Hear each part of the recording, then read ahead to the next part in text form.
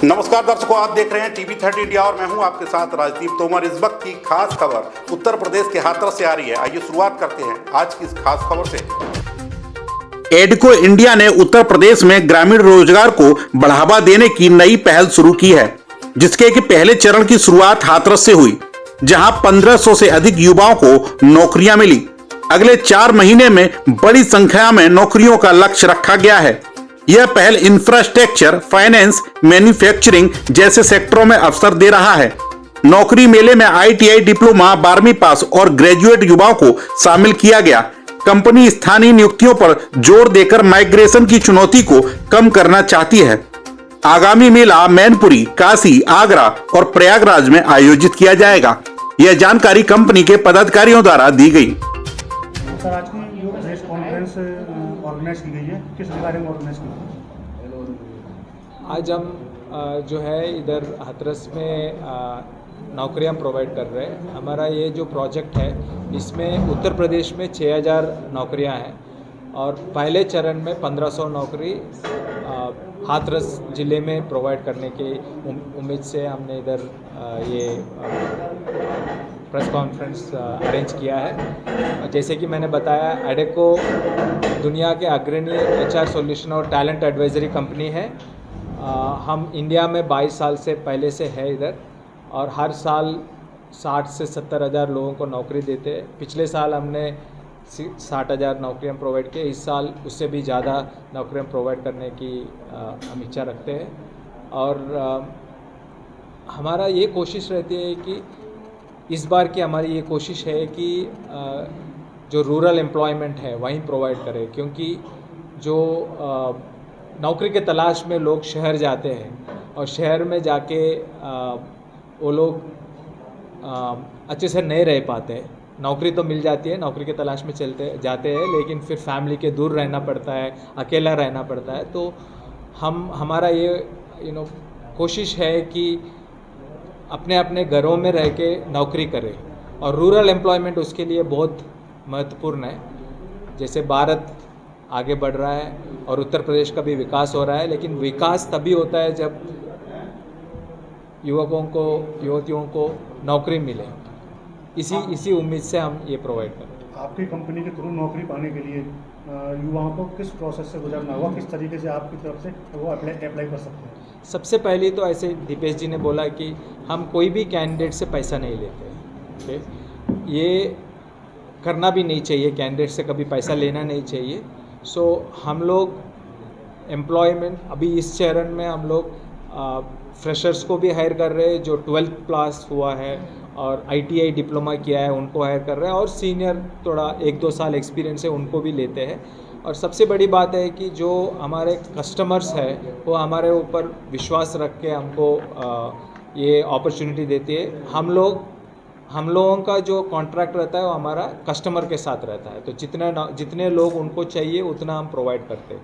अभी जो हमारा कुछ कंपनियां हैं, 4-5 कंपनियां हैं जो उत्तर प्रदेश में काफ़ी मात्रा में हायरिंग कर रही है और यहाँ पे काफ़ी अच्छे प्रोजेक्ट्स आए हुए हैं। इलेक्ट्रॉनिक्स इंडस्ट्री में है और मैन्युफैक्चरिंग में है और बैंकिंग सेक्टर में है, तो इसलिए हम ये हायरिंग कर रहे हैं। और जो प्रोसेस है हमारा प्रोसेस भी बहुत सिंपल है, बहुत कॉम्प्लिकेटेड नहीं है।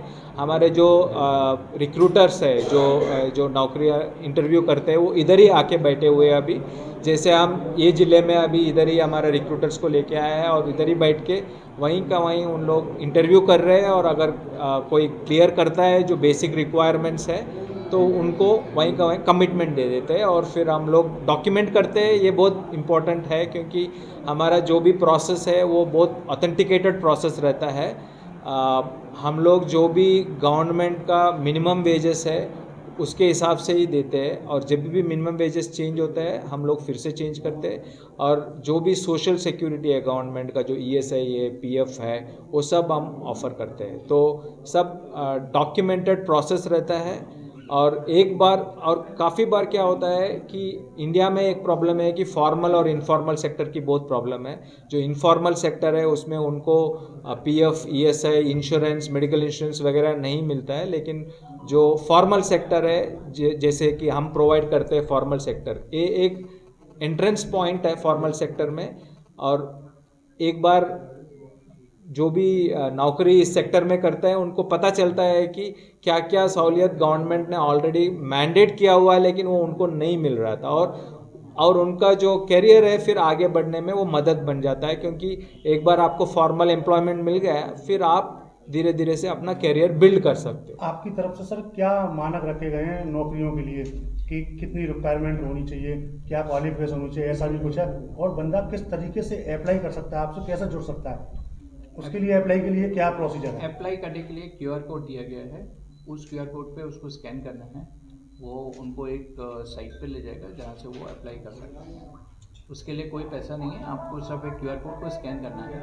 और अगर आज आपका इंटरव्यू नहीं हो पाता है या आप बाई चांस उसको मिस कर देते हैं तो हमारी टीम आपसे पुनः कनेक्ट करेगी और आपको फिर वो, अगर आप चयनित कैंडिडेट रहेंगे तो आपको एक अवसर प्रदान किया जाएगा। रिक्वायरमेंट क्या रहती है? रिक्वायरमेंट जो है, मैंने जैसे सुनील जी ने बताया कि 12वीं कक्षा के पास किया है किसी ने, या किसी ने ITI किया है, फ्रेशर और एक्सपीरियंस दोनों तरह के हम हायर कर रहे हैं।